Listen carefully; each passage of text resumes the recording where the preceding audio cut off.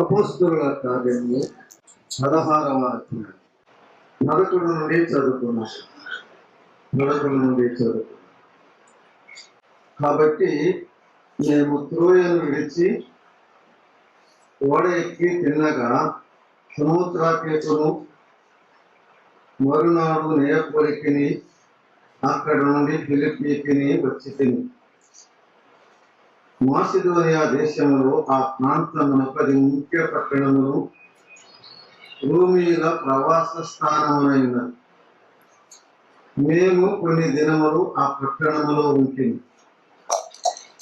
విశ్రాంతి దినమున గవిని దాటి నదీ తీరమున ప్రార్థన జరుగుననుకుని అక్కడికి వచ్చి కూర్చుంది. కూడి వచ్చిన స్త్రీలతో మాట్లాడుతుంది. అప్పుడు లూదియా అను దైవ భక్తి గల ఒక స్త్రీ వినుతుంది. ఆమె ఊదారంగు పొడిని అమ్ము స్వయత్తైన పట్టణస్థుర. ప్రభు ఆమె హృదయమును తెరచిన కనుక పౌలు చెప్పిన మాటలందు లక్ష్యమిచ్చారు. ఆమె ఇంటి వారును బాప్తిస్మము పొందినప్పుడు ఆమె, నేను ప్రభువునందు విశ్వాసం గలదానమని మీరు ఎంచితే నా ఇంటికి వచ్చి ఉండుడని వేడుకొని మమ్మల్ని బలవంతము చేసింది.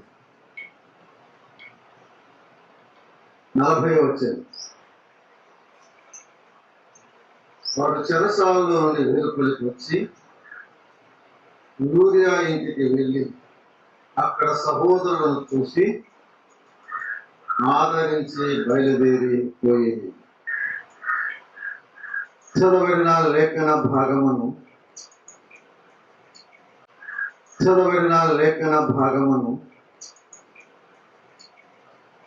దేవుడు తన ఆత్మ ద్వారా దీవించినట్లుగా ప్రార్థన చేస్తున్నాను. కృపా కనికరం గల మా తండ్రి, స్తుతి పాత్రుడా, పూజనీయుడా, మా ప్రభు అయిన యేసు క్రీస్తు యొక్క తండ్రివైనది నీ పాదములకు వందనములు స్తోత్రములు చెల్లిస్తున్నా. యేసు క్రీస్తు ప్రభువును మీరు మాకు దయచేసిన గొప్ప రక్షణకై వందనములు స్తోత్రములు చెల్లిస్తున్నాం. గ్రామంలో మీరు ఏర్పరుచుకున్న స్థానిక సంఘమును బట్టి, పరిశుద్ధులు అందరిని బట్టి, విశ్వాసులను అందరిని బట్టి మీకు వందనములు స్తోత్రములు చెల్లిస్తున్నాం. నీ కృపలో నీ సంఘమును కాపాడుతున్నందులకై స్తోత్రములు చెల్లిస్తున్నాం. ఈ 2 దినములను మీరు మాకు ఈవిగా అనుగ్రహించినందులకై స్తోత్రములు చెల్లిస్తున్నాం. నేను దినమున మీ దాసులను తెచ్చి బలపరచి మీరు ఇచ్చిన సందేశములను బట్టి మీకు స్తుతులు చెల్లిస్తున్నా. ఈ 2వ దినమున ఉదయకాల కూడికలో ఇంతదనుక మీ దాసులను 2 బలపరచి మీరిచ్చిన శ్రేష్టమైన సందేశములను బట్టి మీకు వందనములు స్తోత్రములు చెల్లిస్తున్నా. కీర్తనల ద్వారా క్రీస్తు ప్రభు నామమును గానము చేసి మహిమపరిచే భాగ్యము మాకు దయచేసినందులకై వందనములు స్తోత్రములు చెల్లిస్తున్నా. మరి కొంత సమయము మీ సన్నిధిలో ఉన్న ఆశిస్తున్నాము. ఈ వాక్యమును చదువుకొని ఉన్నాము. మీ ఆత్మ సహాయం కొరకు ప్రార్థన చేస్తున్నాము. మీ వాక్యము ద్వారా, మీ ఆత్మ ద్వారా మాతో మాట్లాడండి. మా లోపములను దిద్దండి.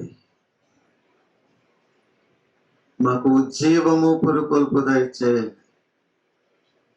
రక్షణ లేని వారికి మీ గొప్ప రక్షణ దయచేయమని మా ప్రభువును మా రక్షకుడును అయిన యేసు క్రీస్తు నామమున స్తోత్రములు చెల్లించి ప్రార్థన చేస్తున్నాము తండ్రి.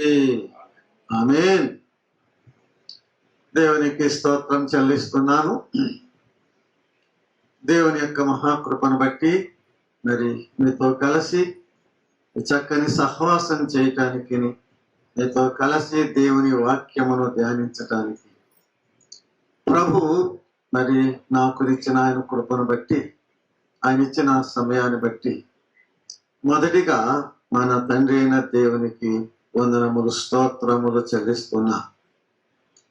ప్రేమతో ఆహ్వానించి అవకాశం ఇచ్చిన స్థానిక సంఘ ప్రియులకు, చేరి వచ్చిన మీ అందరికీ, సంఘస్థులందరికీ మన ప్రభువును మన రక్షకుడైన యేసు క్రీస్తు నామమున నా హృదయపూర్వకమైన వందనాలు తెలియజేస్తున్నా.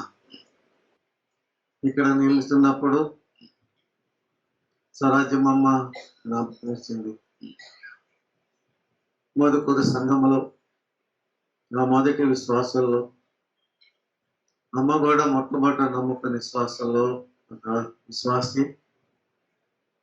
ఆ తర్వాత పటయ్య నమ్ముకున్నాడు. పటయ్య నమ్ముకున్నప్పుడు చెవులకు పోగులు ఉన్నాయి.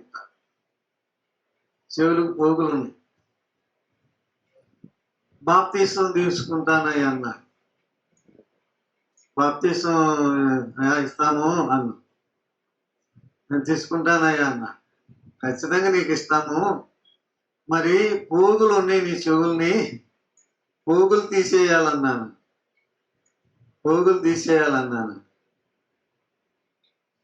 అయ్యా ఎప్పుడో చిన్నప్పుడు తల్లిదండ్రులు పుట్టించారయ్యి, ఏదో బుక్ అంతా తీసేయొచ్చా నాకు తెలియదయ్యా, తీసేయమంటే నాకేం తెలియదు, తీసేయమంటే తీసేస్తా అన్నాడు. నువ్వు తీసేస్తేనే నీకు బాప్తీసం ఇస్తానన్నా. తీసేసుకొచ్చాడు. చదువు లేదు ఎక్కువ, దేవుని మాటకు విధేయత చూడ. అమ్మ జబ్బు చేసింది, తెనాలి హాస్పిటల్లో ఉన్నారు చాలా రోజులు. ఇక డాక్టర్ గారు ఇక అమ్మ అనవసరం, ఇక నమ్మకం లేదు, ఇంటికి తీసుకెళ్ళమన్నారు. ఇంటికి తీసుకొచ్చారు స్వరాజ్యమ్మని. సహోదరుడు పోయి పరామర్శించడానికి పలకరించడానికి వెళ్ళారు. ప్రార్థన చేయండి అమ్మంది. ఇద్దరు సహోదరి ఇద్దరు ముగ్గురు ప్రార్థన చేశారు. అందరూ ఆమెనన్నారు.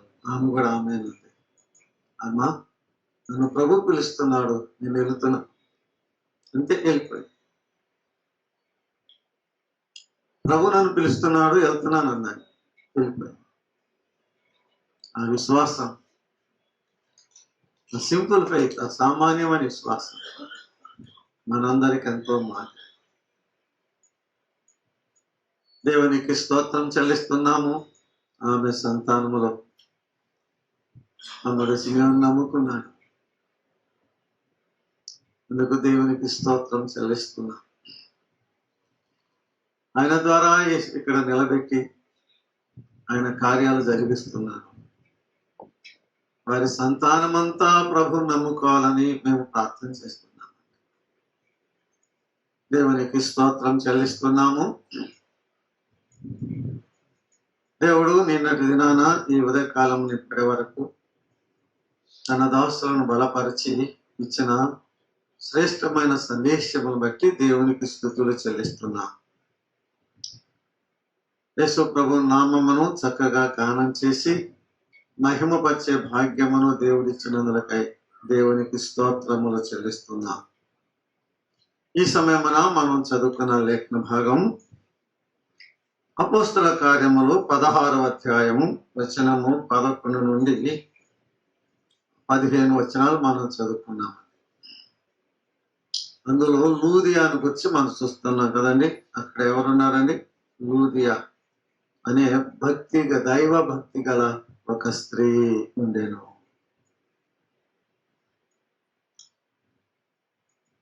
పౌలు సువార్త ప్రకటిస్తూ గ్రామం తర్వాత గ్రామం, పట్టణం తర్వాత పట్టణం, దేశాల తర్వాత దేశాలు ఆయన సువార్త ప్రకటిస్తూ ప్రారంభించాడు.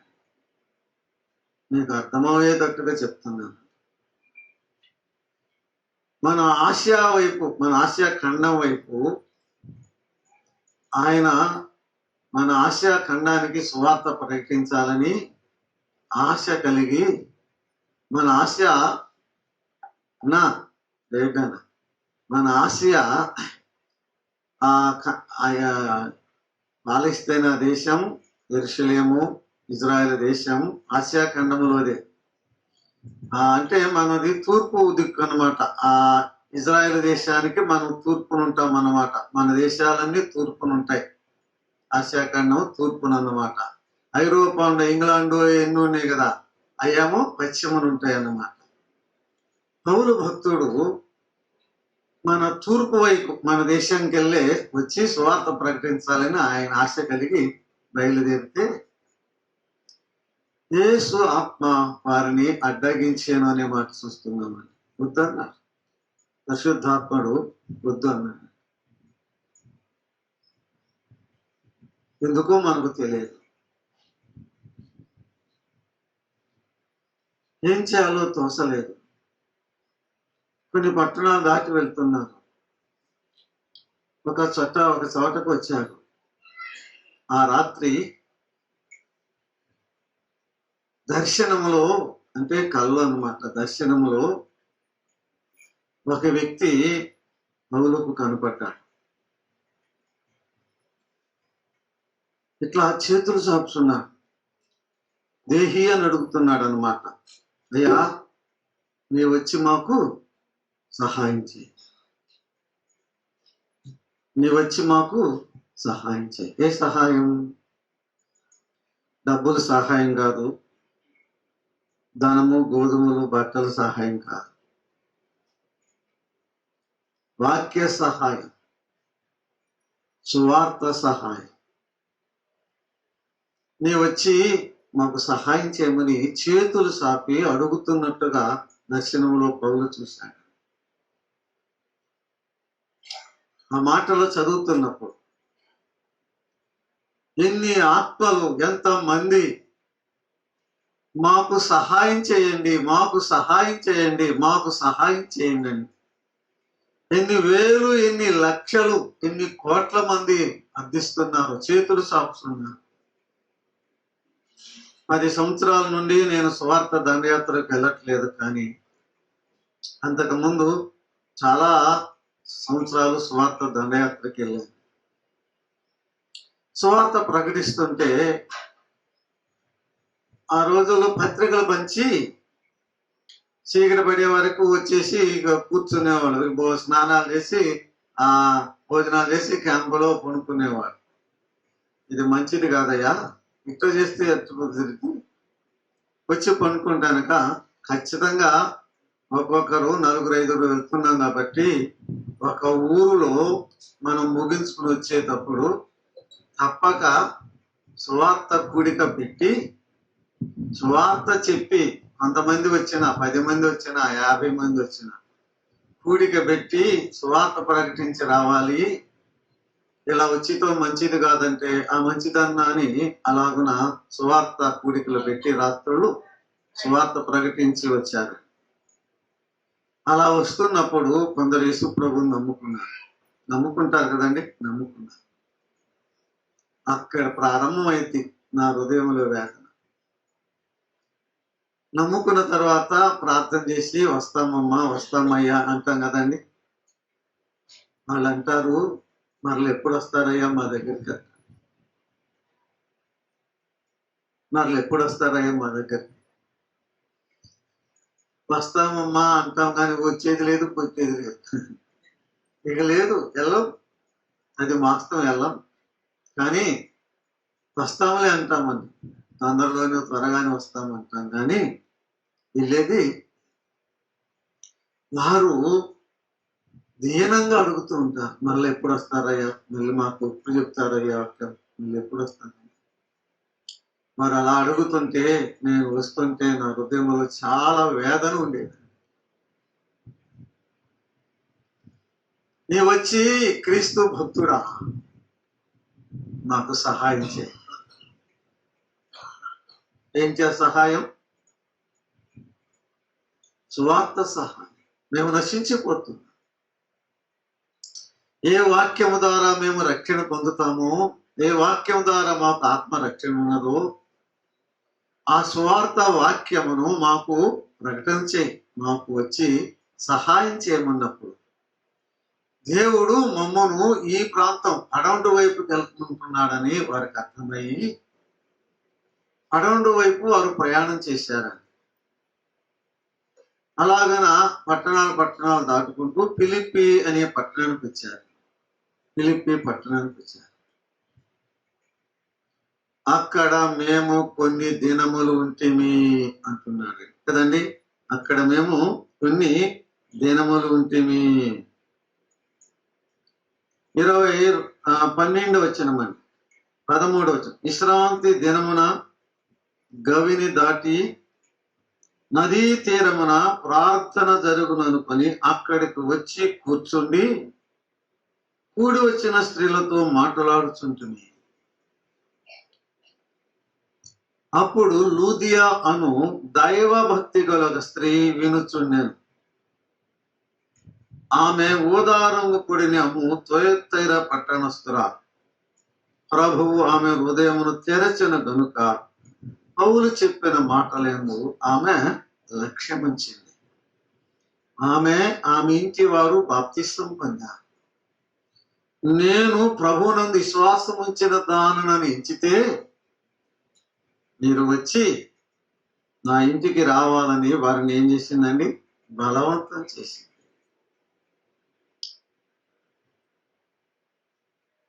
ఐరోపా ఖండం మనది ఆసియా ఖండం. ఐరోపా ఖండానికి ఆసియా ఖండానికి మధ్య ఒక సముద్రం ఉంటదన్నమాట. దానిని మధ్యధరా సముద్రం అంటారు. ఏ సముద్రం అండి? దానిని మధ్యధరా సముద్రం అంటారు.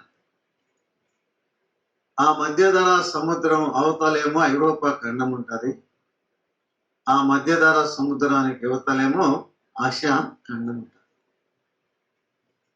ఐరోపా ఖండం వైపు వెళ్ళిపోయా, పడమటి వైపు వెళ్ళిపోయా, ఫిలిప్పి పట్టణానికి వచ్చా. మేము అక్కడ కొన్ని దినములు ఉంటుంది. బైబిల్ పండితులు ఏం చెప్తున్నారంటే ఐరోపా ఖండం అంతటిలో మొట్టమొదటగా యేసుక్రీస్తు ప్రభు నమ్ముకున్నది ఎవరండి? ఈ యొక్క లూదియా అనే ఆ దైవ భక్తి కలిగిన స్త్రీ. ఐరోపా ఖండం అంతటిలో మొట్టమొదటగా యేసుక్రీస్తు ప్రభువు నమ్ముకున్నది ఎవరండి? ఒక స్త్రీ. ఎవరు ఆమె పేరు? లూదియా. యేసు ప్రభువారు చనిపోయి తిరిగి లేచిన తరువాత కనపడింది ఎవరికి? మరి అది కూడా తెలియదా అమ్మా? మీరు చెప్పకపోతే ఇలా కూర్చున్నారుగా సహోదరులు. అరే అరే అరే, ఒక స్త్రీకే, మగ్దలేనే మరియకు కదండి. ఏంది ఇంత అన్యాయంగా ఉన్నారు అసలు. ఒక స్త్రీకే కనపడ్డాడు యేసు ప్రభువారు మొట్టమొదటి. ఆయన లేచాడు అని మొట్టమొదటగా క్రీస్తు ప్రభు యొక్క పునరుద్ధానం గురించి చెప్పినది కూడా ఎవరండి?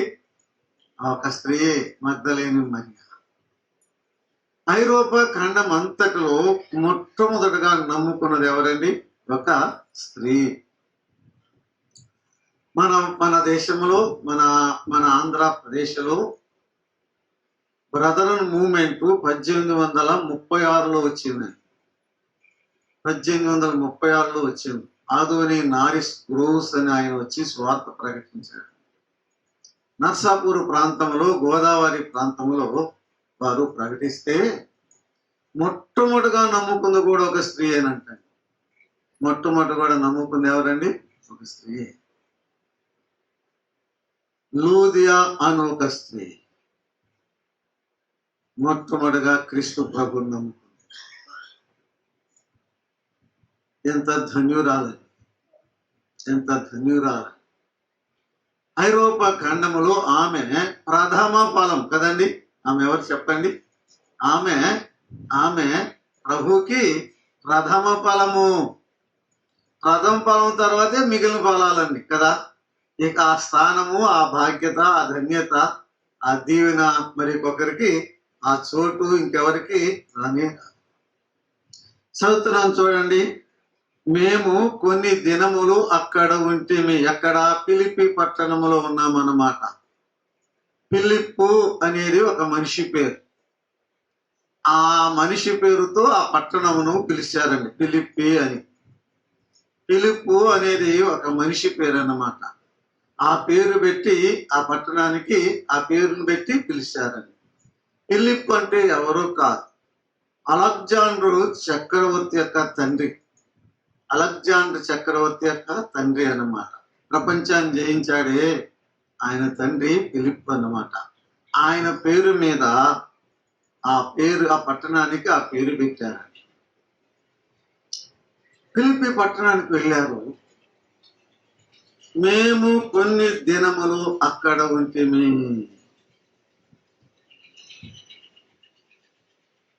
ఎక్కడున్నారు? అమ్మా, నేను అడిగే చెప్తున్నా, నాకు చెప్పాల్సిందే. ఎక్కడున్నారు? ఆ ఫిలిప్పి పట్టణములో ఉన్నారు. ఆ కొన్ని దినాలంటే ఎన్ని దినాలు మనకు తెలియదు. ఒక 5-6 రోజుల వచ్చాము.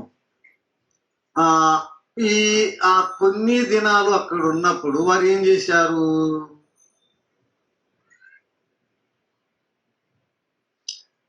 అమ్మా, వారు ఏం చేసి ఉంటారు?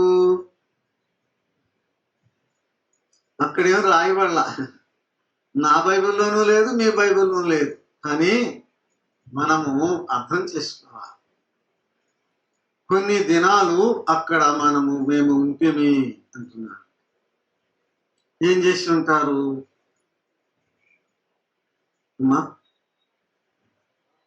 మనము చెన్నై పట్టణానికి వెళ్ళాం. 4-5 రోజులు 10 రోజులు ఉండాలనుకో. ఏం చేస్తాం మనం? మెడ్రాస్ వెళ్ళిన వాళ్ళు ఏం చేస్తారు 4-5 రోజులు ఉంటే?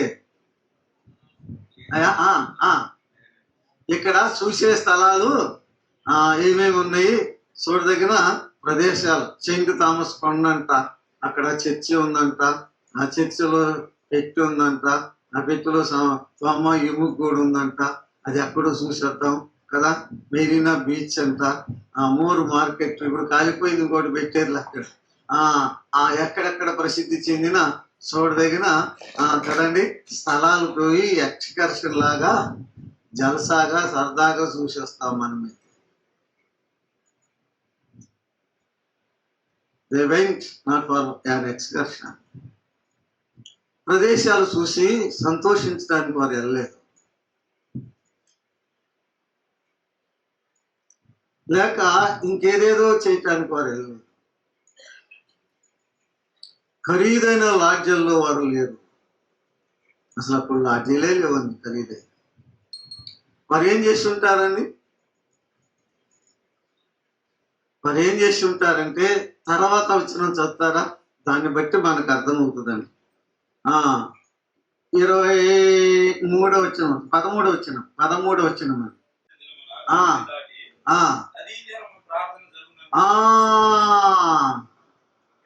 మనకు కొంచెం ఆధారం దొరికిందండి. కొన్ని దినాలు వారు ఏం చేసి ఉంటారండి చెప్పరే? ప్రార్థన చేసి ఉంటారు. ప్రార్థన చేశారు. They won't waste their time. ఇప్పుడే చెప్పుకున్నాం, నరునాయుషుడి అబ్బాయి అధిక బలం ఉంటే అది ఎగిరిపోతుంది. దేవుడిచ్చిన సమయాన్ని వారు దుర్వినియోగం చేయలేదు. అవి చూసొద్దాం ఇవి చూసొద్దాం అని అటు ఇటు వారు ప్రార్థన చేసి ఉంటారు. ఎన్ని దినాలు మనకు తెలియదు. ఫిలిప్పి పట్టణానికి వెళ్ళారు. ఆ పట్టణమును చూసి ఉంటారు. యోనాలాగా పట్టణమును నలుదిక్కులా తిరిగి సంచరించి ఉంటారు. కొరింథీకి వెళితే అక్కడ చూసి అది ఆ పట్టణం విగ్రహం ఏథెన్స్లో కదండి, ఆ పట్టణం విగ్రహంతో నిండి ఉండేది చూసి పౌలు హృదయము ఆత్మ పరితపించిందంట. ఫిలిప్పి పట్టణమును చూసినప్పుడు, అక్కడున్న ప్రజలను చూసినప్పుడు, వారు అంతకుముందే అన్నారు కదండి, మాకు వచ్చి సహాయం చేయమని వారు అర్థిస్తూ అడుగుతున్న ఆ మాటలు ఆ పౌలు హృదయములో ఆ పౌలు భక్తుని హృదయములో కనివేస్తూ ఉండగా పౌలు శీలలు కొన్ని దినాలు మోకరించి ప్రార్థన చేశారు. ఆ ప్రజల రక్షణ కొరకు, ఆ పట్టణ యొక్క రక్షణ కొరకు కొన్ని దినాలు వారు ఏం చేశారండి? ప్రార్థన చేశారు. అసలు అపోస్తుల కార్యము సాది సంఘము ప్రారంభము ప్రార్థనతోనే ప్రారంభమైంది.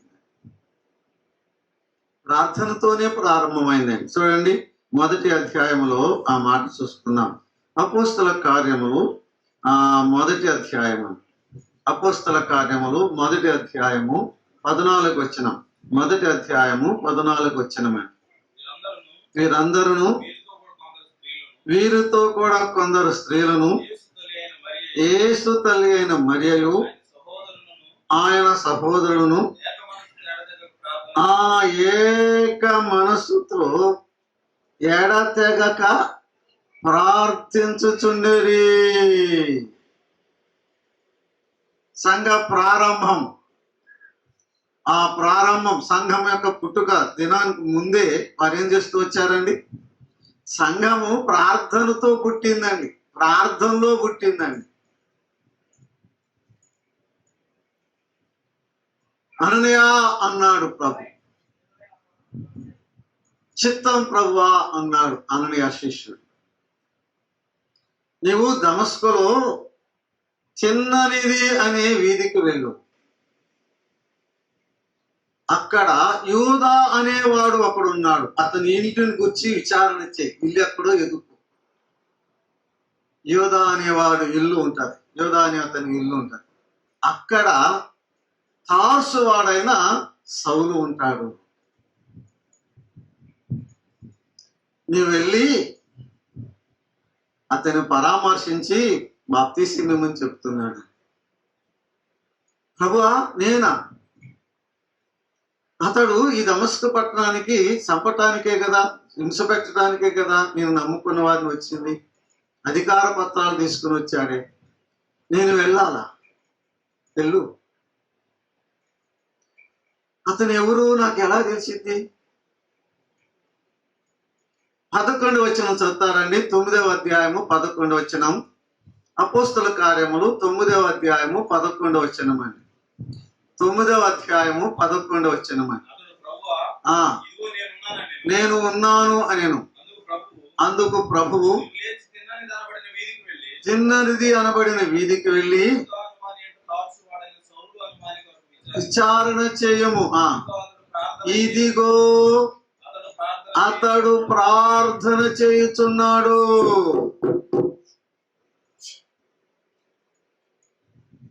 పౌలు జీవితం ప్రారంభం దేంతో ప్రారంభమైందండి?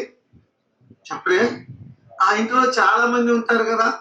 ఈయన సౌలు లేకపోతే ఈయన పౌలుని ఎలా గుర్తుపట్టాలి? దేన్ని బట్టి గుర్తుపట్టవచ్చు చెప్పరే? దేన్ని బట్టి? ఆ ఇంట్లో ఎంతో మంది ఉంటారు, కానీ ఆ ఇంట్లో ఒక ఆయన ఏం చేస్తాడు చెప్పండి? ఏం చేస్తూ ఉంటాడు? ప్రార్థన చేస్తూ ఉంటాడు. ప్రార్థన చేస్తూ ఉంటాడు. అతడే సౌలు. ఇదిగో అతడు ప్రార్థన చేయుచున్నాడు. సంఘ ప్రారంభం, సంఘ పుట్టుక ప్రారంభం దేంతో ప్రారంభమైందండి? చెప్పమ్మా. ప్రార్థనతో. పౌలు యొక్క ఆత్మీయ జీవితం, ఆ రక్షణ జీవితం దేంతో ప్రారంభమైందండి? ప్రార్థనతో. మేము కొన్ని దినములు అక్కడ ఉంటిమి. ఆ దినాలు వారు ఏం చేసి ఉంటారు చెప్పరే? ముసట్లు చెప్పుకోలేరు. ఏదే వాళ్ళ గురించి వీళ్ళ గురించి చేసి చెప్పుకోలేరు. ప్రార్థన చేశారు. నశించే ఆ ఫిలిప్పీ ప్రజల కొరకు, వారి ఆత్మల రక్షణ కొరకు. ద్వారం తెరువు ప్రభువా, హృదయాలు తెరువు ప్రభువా, నీ సువార్త ప్రకటిస్తుండగా ఆత్మలు రక్షించు ప్రభువా. తండ్రి, నీ కుమారుడైన క్రీస్తు ప్రభువును మహిమపరచు. ఎవరో తెలియదు, ఎక్కడో తెలియదు, ఏం చేయాలో తెలియదు, మాకు తెలిసిందాలో ఒకటి ఏంటి? మాకు ప్రార్థన చేయటమే తెలుసు. మాకు తెలిసిందాలో ఏంటి? మాకు ప్రార్థన చేయటమే తెలుసు. వారు ప్రార్థన చేశారు, వారు ప్రార్థన చేశారు, వారు ప్రార్థన చేశారు. డేవిడ్ బ్రెయినార్డ్స్ అని ఆయన అమెరికా ఖండంలో రెడ్ ఇండియన్స్ వారి మధ్యకు సేవకు వెళ్ళాడు. డేవిడ్ బ్రెయినార్డ్ అంటారు ఆయన.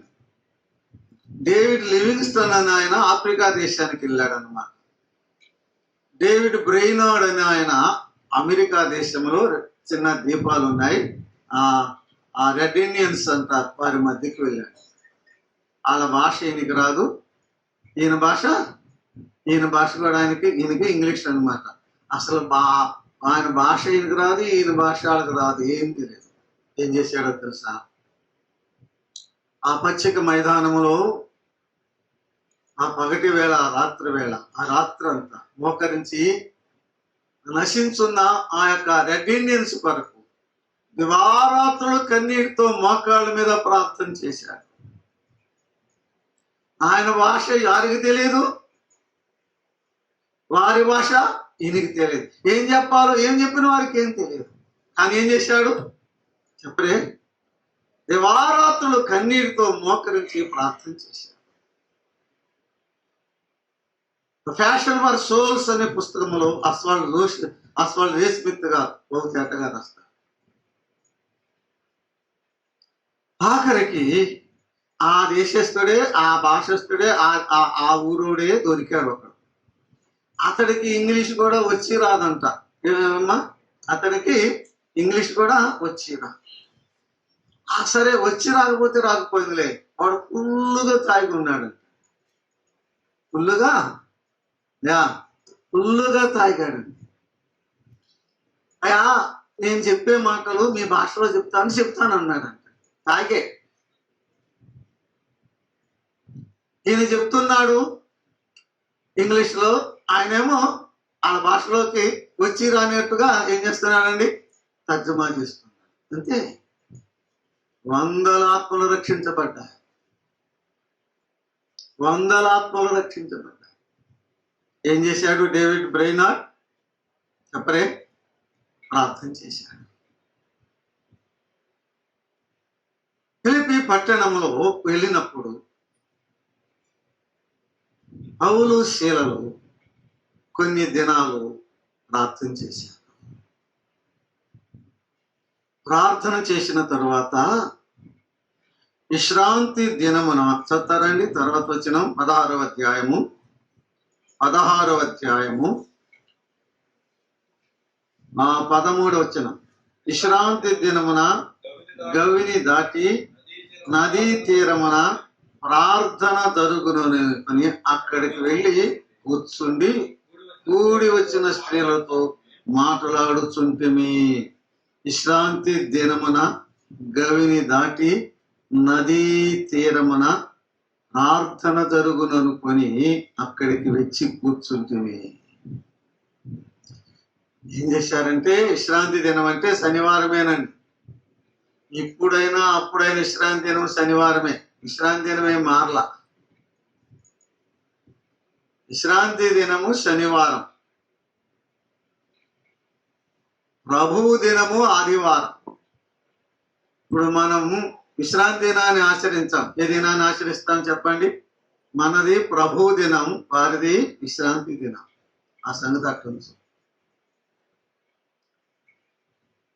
పౌలుకి వాడుకున్నది అపోస్తల కార్యం చెప్తుంటే, విశ్రాంతి దినమున సమాజ మందిరమునకు వెళ్ళుట పౌలుకి వాడుక. మన ప్రభువు కూడా వాడుకే. విశ్రాంతి దినమున సమాజ మందిరమునకు వెళ్ళుట మన ప్రభువుకు వాడుకే. పౌలుకు కూడా, ఆయన శిష్యుడైన పౌలు కూడా వాడుకే. అది కొత్త ఊరు కదండి. వారు ఏం చేశారంటే విచారణ చేశారు, ఎంక్వైరీ చేశారు. ఈ పట్టణంలో ప్రార్థన ఎక్కడ జరిగిద్ది అని అడుగుతున్నారు. ఏమడిగారమ్మా? చెప్పాలి. ఏమడిగారు? ఇక్కడ ప్రార్థన ఎక్కడ జరిగిద్ది అని అడిగారు. వాళ్ళు వెళ్ళారు ఆ పట్టణం. కొన్ని దినాలు ఉన్నారు, 4-5 రోజులేమో. 7వ రోజు వచ్చేవరకు ఏమొచ్చిందండి? విశ్రాంతి దినం వచ్చింది కదా. ఆ వారు అడుగుతున్నా, ఇక్కడ ప్రార్థన ఎక్కడ జరిగిద్ది? ఎందుకు ఈ మాటలు నేను చెప్తున్నానంటే, మనం కూడా కొన్నిసార్లు దూర ప్రయాణాలు చేయాల్సి వస్తాయి కదండి. సొంతూరు కూడా రాలేం కొన్నిసార్లు. మనం ఎక్కడో ఆ బంధువుల ఊర్లోనే ఎక్కడో ఉండిపోతాం, కొన్నిసార్లు ఆగిపోవాల్సి వస్తుంది. ఆ ఊరు వెళ్ళినప్పుడు, మీ చుట్టాల ఇంటికి వెళ్ళినప్పుడు ఎప్పుడైనా ఈ ప్రశ్న అడిగావా? ఏమని? అమ్మా చెప్పాలి. నేను మీకు అర్థం కాకుండా చెప్పట్లేదు, నాకు అర్థం కాలేదంటే మళ్ళీ చెప్తా. ఎప్పుడైనా ఈ ప్రశ్న అడిగావా? ఏ ప్రశ్న? ఈ ఊర్లో ప్రార్థన ఎక్కడ జరిగిద్ది? ఈ ఊర్లో ప్రార్థన ఎక్కడ జరిగిద్ది అని ఎప్పుడైనా అడిగా?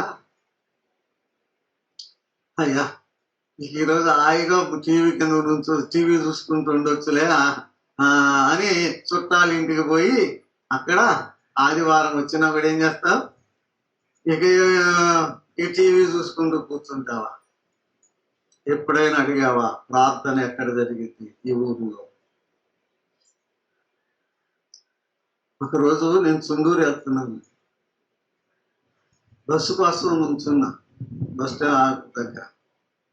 ఆ కనకాద్రి కొట్టు అని ఉంటుంది, టీ బంకు, అక్కడ నుంచున్నాను అన్నమాట. ఒక అబ్బాయి, ఒక అతను వచ్చాడండి, 45 ఏళ్ళు ఉంటాయి. వచ్చి అది ఎక్కడ దొరికింది సార్ అంటున్నాడు. 8:30 అయిందండి, ఉదయం 8:30. ఏమంటున్నాడు? అది ఎక్కడ దొరికిద్దండి, అది ఎక్కడ దొరికిద్ది అంటున్నాడు. నాకేం అర్థం కాల. నాకు అర్థం కాకపోతే కళ్ళు అని ఒక ఆయన వచ్చి, ఎవడు నువ్వు, ఏంటి నువ్వు అడిగేది అని ఎవరు అనుకున్నావు రా అని లాక్కెళ్ళాడు. ఎవరు? అతను, మా ఊరు అతను. ఏంటి నువ్వు ఎవరినో అడుగుతున్నావు అనుకున్నా, రా అని లాక్కెళ్ళాడు. ఈయన అడగటం ఏంది, ఈయన లాక్కెళ్ళటం ఏంది, ఇది నాకు ఇంకా అనుమానం వచ్చేసి ఏదో ఏదో సంశయం వచ్చి ఏంటో ఆయన అడిగేదంటే నీకెందుకులేనా అంటున్నాడు. నీకెందుకులేనా అనే కొద్ది ఇంకా బాధ అయిపోయింది. ఇంకా బాధ అయిపోయేవారికి చెప్పాయంటే ఆయన చెప్పలేదు. కానీ ఆ టీ బంక్ అమ్మే ఆయన మా స్నేహితుడే, ఆ కనకాద్రి క్లాస్మేట్, లేడీస్ చనిపోయారు. ఏం లేదులేయా పాల్గారు, వాడు సారాయి కొట్టి ఎక్కడని అడుగుతున్నాడు అని చెప్పాడు. ఏమని? సారాయి అమ్మేది, సారాయి తాగేవాడు సారాయి ఎక్కడని అడుగుతున్నాడు. సారాయి అమ్మే స్థలం. ప్రార్థన చేసేవాళ్ళు చెప్పరే, ప్రార్థనకి వెళ్ళేవాళ్ళు చెప్పరే, పొరుగురు వెళ్తే ఏమడగాలి చెప్పేమ్మా, మేము ఎందుకు వెళ్తారా, మేము అడగమయ్యా, సిగ్గుపడాలి. ప్రార్థన ఎక్కడ జరిగింది విచారణ చేశాను. మనం ఎక్కడికి వెళ్ళినా ప్రార్థన ఎక్కడ జరిగిద్ది అడిగి తెలుసుకుని మనం వెళ్ళాలి. ఆ ఆశ, ఆ ఆతృత, ఆ యొక్క బాధ్యత, ఆ యొక్క భారం, ఆసక్తి ఉన్నదా? ప్రార్థన ఎక్కడ జరిగిద్ది అని అడిగితే ఏం చెప్పారు ఆ ఊరోళ్ళు? నదీ తీరమున జరిగిద్ది అని చెప్పారండి. అక్కడ చెప్పరే, నదీ తీరమున జరిగిద్ది అని చెప్పారు. నదీ తీరమున జరిగిద్దా అని చదువుతారా? అక్కడ 13వ వచనం, విశ్రాంతి దినమున గవిని దాటి నదీ తీరమున ప్రార్థన జరుగును అనుకొని అక్కడికి వచ్చి కూర్చుండి కూడి వచ్చిన స్త్రీలతో మాట్లాడుచుంటిమి. విచారణ చేశారు, ప్రార్థన ఎక్కడ జరిగిద్దని చెప్పారు. ఎక్కడండి? ఒక నది ఉంది, దాని ఒడ్డున ఏం జరిగిద్ది? ప్రార్థన జరిగిద్దంటే అక్కడికి వెళ్ళారు.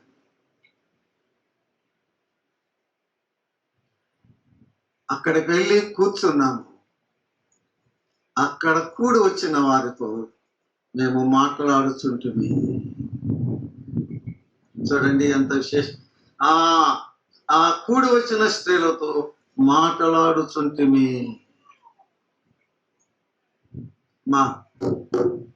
ఏం మాట్లాడుంటారండి?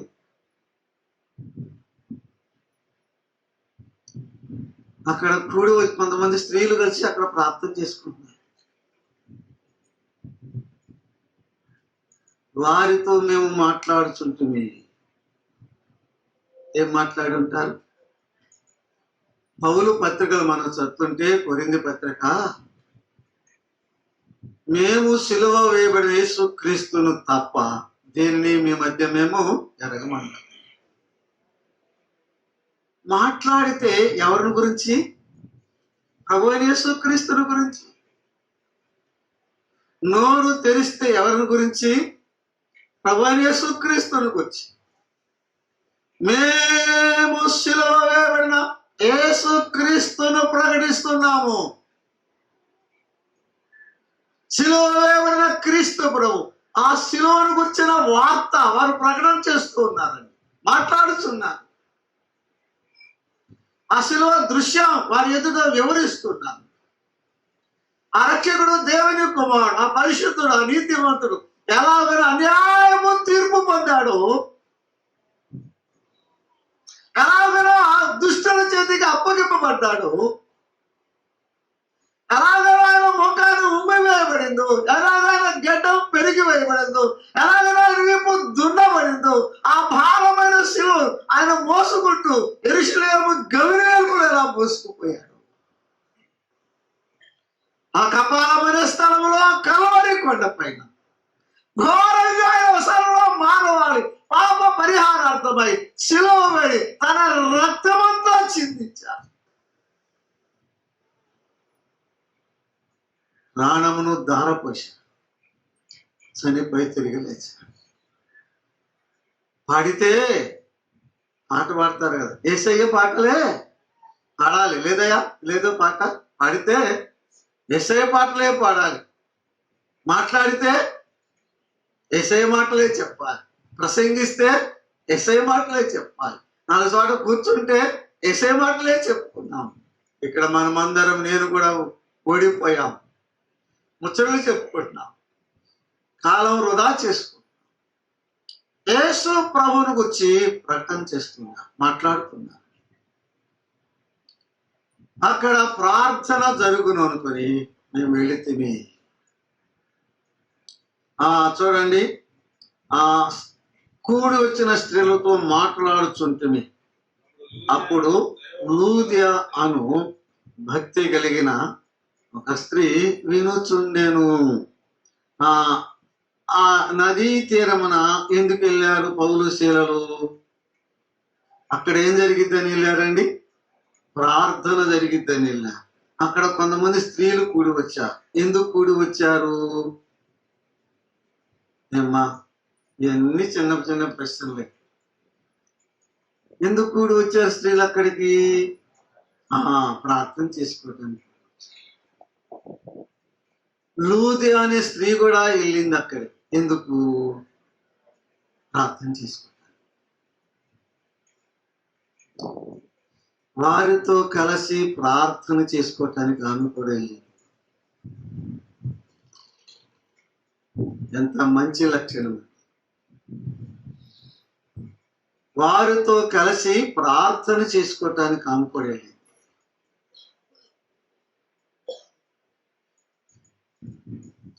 ఆమె లక్షణాల్లో ఒకటి, ఆమె ఒక లక్షణం ఏంటండి? ఆమె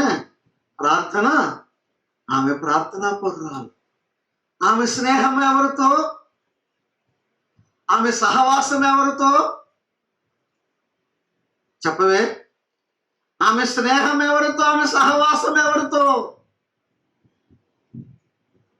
ఆలోచన చెయ్యి. నీ స్నేహం ఎవరితో? నీ సహవాసం ఎవరితో?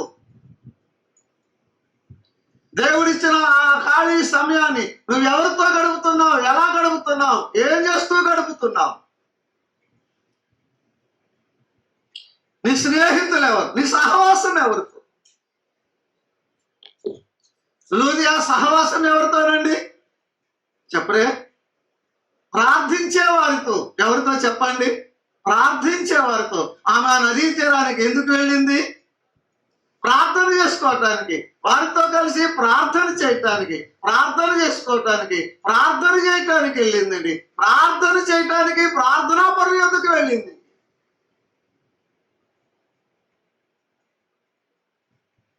అది విశ్రాంతి దినం అనే మాట మనం చూస్తున్నాం కదండి. ఏ దినం అది? అది విశ్రాంతి దినం. బైబిల్లో పాత నిబంధన కాలంలో యూదులకు విశ్రాంతి దినము పవిత్రమైన దినం. అది పరిశుద్ధ దినం. నిర్గమకాండము 19వ అధ్యాయం అని. నిర్గమకాండము చదువుకుందాం. 19వ అధ్యాయం. నిర్గమకాండము 20వ అధ్యాయము వచనం 8 అండి. నిర్గమకాండం 20వ అధ్యాయము వచనం 8. విశ్రాంతి దినమును పరిశుద్ధముగా ఆచరించాలి. ఆ మాట పట్టుకో. నేను ముగిస్తా. సమయం 1:30 అయింది. ఉచితమైతే మరలా మధ్యాహ్నం కొనసాగిద్దాం. విశ్రాంతి దినమును వచ్చి బైబిల్ స్పష్టంగా చెప్తుంది. విశ్రాంతి దినమును చెప్పండి, పరిశుద్ధంగా ఆచరించాలి. యెషయా గ్రంథము 58వ అధ్యాయము 13వ వచనం అని. యెషయా గ్రంథము 58వ అధ్యాయము 13వ వచనం. 58:13 అండి. నా విశ్రాంతి దినమున వ్యాపారము చేయకుండా నా ప్రతిష్ఠిత దినమున నీవు ఊరకుండిన ఎడల విశ్రాంతి దినము మనోహరమైనదనియు యెహోవాకు ప్రతిష్ఠిత దినమనియు ఘనమైనదియు అని అనుకుని దానిని ఘనముగా ఆచరించిన ఎడల దానికి ఇష్టమైన పనులు చేయకయు వ్యాపారము చేయకయు లోక వార్తలు చెప్పుకొనకయు ఉండిన ఎడల నీవు యెహోవా యందు ఆనందించెదవు. దేశము యొక్క ఉన్నత స్థలముల మీద నేను నిన్ను ఎక్కిస్తా. The holiness of the seventh day, the beauty of the seventh day, the blessedness of the seventh day. 7వ దినం విశ్రాంతి దినం. దాని యొక్క పరిశుద్ధత, దాని యొక్క ఘనత, దాని యొక్క ఆచరణ, దాని యొక్క దీవెన, దాని యొక్క ఔన్నత్యం ఆ వచనాల్లో మనం చూస్తున్నాం. అసలు ఈ లూదియా అనే ఆమె ఎవరంట? 14వ వచనం. ఊదా రంగు పొడవము తొయ్యత్తైర పట్టణస్తురాలు. చెప్పండి. ఊదా రంగు పొడుము అమ్మే ఆమె అండి. నేను ముగిస్తా. ఒక మాట చెప్పి ముగించాలి. ఆమె వృత్తి ఏంటి? ఊదా రంగు పొడుము అమ్మేది. అంటే ఆమె ఎవరు? వ్యాపారస్తురాలు. ఇప్పుడు యెషయా గ్రంథములు ఏముంది? విశ్రాంతి దినములు ఏం చేయకూడదు చెప్పలే, చదువుకున్నా కదండి. వ్యాపారం చేయక.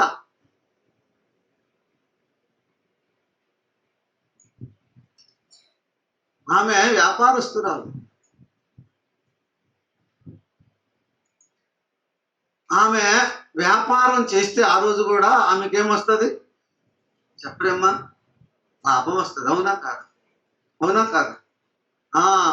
ఆమె ఏం పని పాట లేక కాదు అక్కడికి వెళ్ళింది. ఏం పని లేనప్పుడు కాదు వెళ్ళింది అక్కడికి.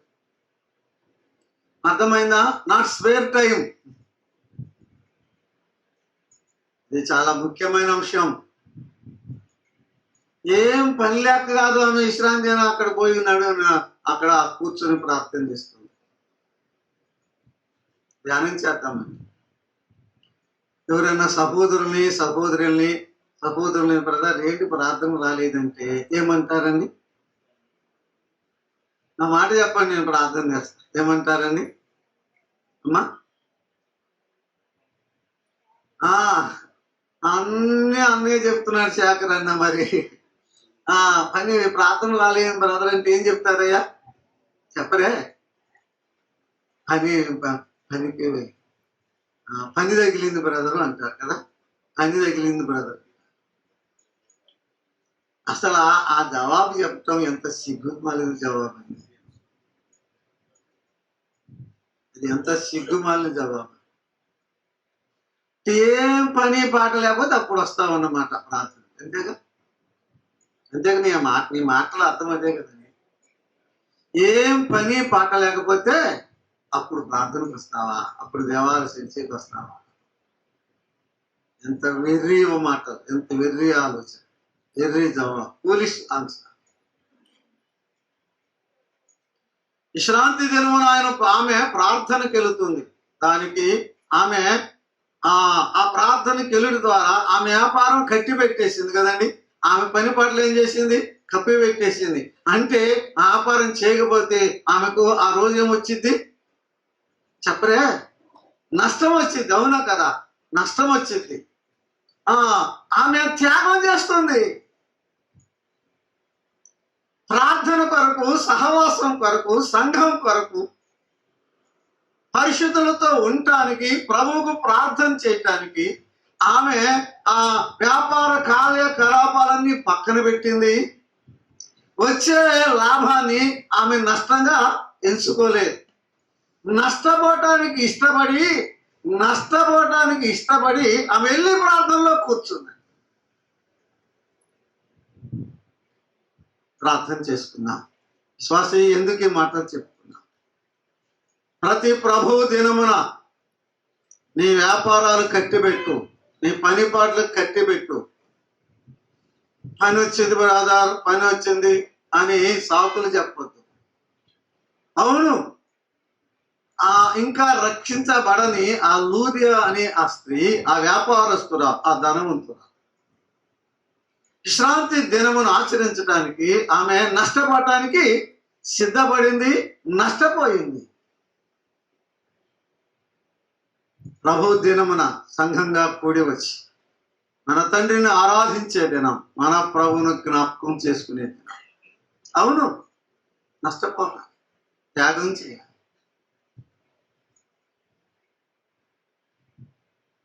దానికి దేవుడు రుణస్థుడు కాదు. ఉన్న దేశంలో ఉన్నత స్థలాల మీద నేను నిన్ను ఉంచుతానన్నాడు.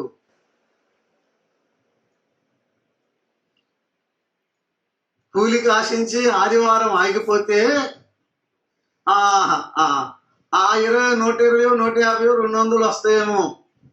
అవన్నీ వదిలేసుకొని సంతోషంతో, హృదయపూర్వకంగా, ఆ ఆనందంతో ప్రభు సన్నిధికి వెళ్ళి కృతజ్ఞత హృదయంతో ప్రభువును, తండ్రిని ఆరాధించి ప్రభువును జ్ఞాపకం చేసుకుని ప్రభు బలలో పాలు పొంది ఆయన రక్తంలో, ఆయన దేహంలో, ఆయన రక్తంలో పాలు పొంది హృదయాలు క్రమరించుకుని వస్తే ఆ 150, ఆ 200 అంతకంటే ఎక్కువ తర్వాత ఇస్తాడు. ఎప్పుడు?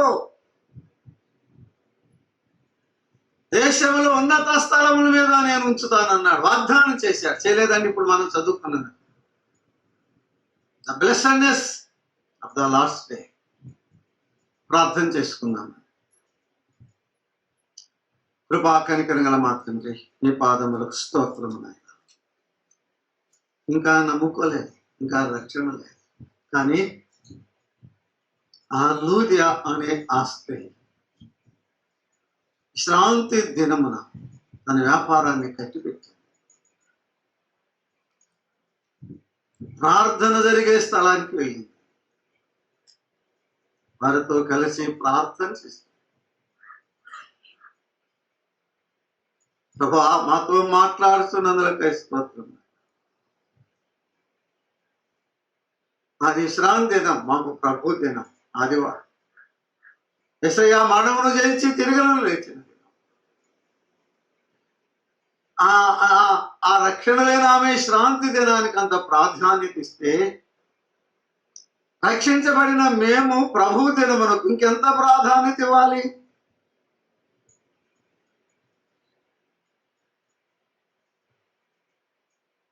మా వెర్రితనము, మా సోమరితనం, మా బుద్ధిహీనత, మా బలహీనత మన్నించమని ప్రార్థన చేస్తున్నాం. యేసు ప్రభువా, నీ సన్నిధికి వచ్చుటం, సంఘంగా కూడటం, కొన్నిసార్లు నష్టపోవాలి, వచ్చే ఆదాయం లాభం పోతాయి. అందుకంటే రెట్టింపు ఇస్తాం, ఇంకొక రూపములు ఇస్తాం, ముందు కాలములు ఇస్తాం.